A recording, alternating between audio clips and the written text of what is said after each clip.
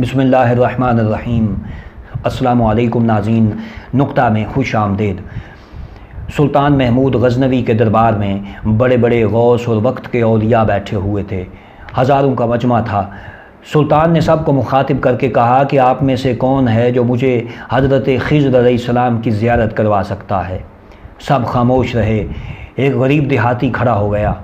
اس نے کہا، حضور میں آپ کو حضرت خضر علیہ السلام کی زیارت کروا سکتا ہوں، لیکن میری ایک شرط ہے۔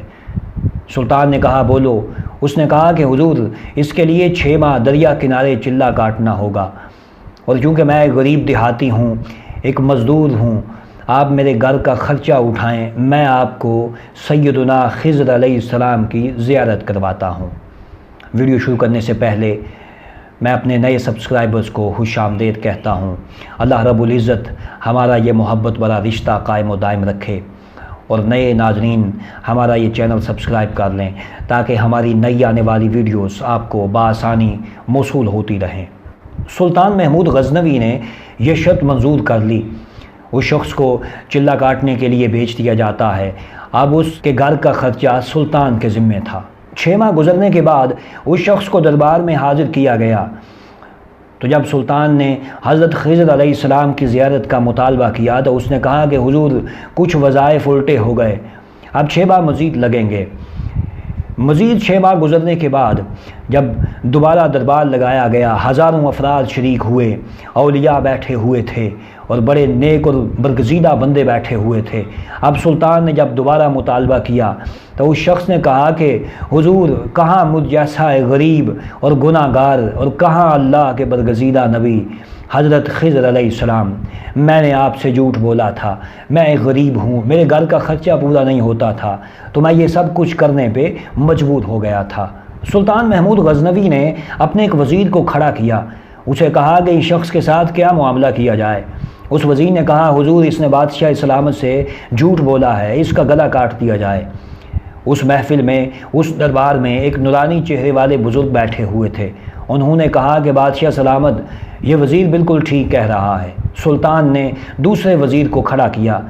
جب اس سے اس شخص کے بارے میں پوچھا تو اس وزیر نے کہا کہ حضور اس نے حاکم وقت کو دھوکہ دیا ہے، اس نے سلطان سے جھوٹ بولا، اس نے سلطان سے فریب کیا، تو اس کا گلا نہ کاٹو، اس کو کتوں کے آگے ڈال دو تاکہ یہ ذلیل ہو کر مرے، اسے مرنے میں کچھ وقت لگے تاکہ اسے اس کی سزا کا پتہ چل جائے۔ دربار میں بیٹھے اسی نورانی چہرے والے بزرگ نے کہا کہ بادشاہ سلامت، یہ آپ کا وزیر بالکل ٹھیک کہہ رہا ہے۔ اب سلطان محمود غزنوی نے اگلے وزیر ایاز سے پوچھا کہ ایاز اس شخص کے ساتھ کیا معاملہ کیا جائے؟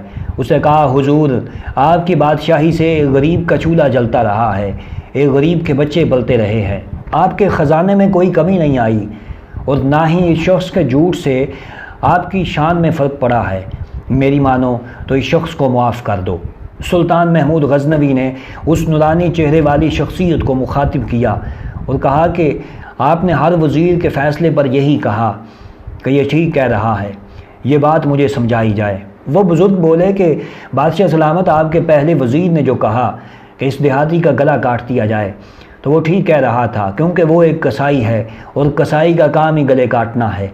یہ قصور اس کا نہیں بلکہ آپ کا ہے، آپ نے ایک قابل انسان نہیں بلکہ ایک کسائی کو وزیر بنا لیا ہے۔ اور آپ کا دوسرا وزیر جس نے یہ کہا کہ اسے کتوں کے آگے ڈال دو، تو اس کا والد بادشاہوں کے کتے نہلاتا ہے اور کتوں کا شکار کرتا ہے، اس نے اپنا خاندانی رنگ دکھایا ہے۔ آپ کی غلطی یہ ہے کہ آپ نے ایک ایسے شخص کو وزارت دی ہوئی ہے جو اس کا اہل نہیں، اور جہاں ایسے وزیر ہوں وہاں لوگوں نے بھوک سے تو مرنا ہے۔ اور آپ کا تیسرا وزیر ایاز جس نے یہ کہا کہ اس غریب دیہاتی کو معاف کر دو، تو سلطان محمود غزنوی سنو، ایاز سید زادہ ہے، اور سید کی یہ شان ہے کہ یہ کربلا میں اپنا سارا خاندان قربان کر دیتا ہے، لیکن بدلہ لینے کا کبھی نہیں سوچتا۔ سلطان محمود غزنوی اپنی کرسی سے کھڑا ہو جاتا ہے اور کہا کہ ایاز، تم نے آج تک مجھے نہیں بتایا کہ تم سید ہو۔ ایاز کہتا ہے کہ آج تک کسی کو اس بات کا علم نہیں تھا کہ ایاز سید ہے،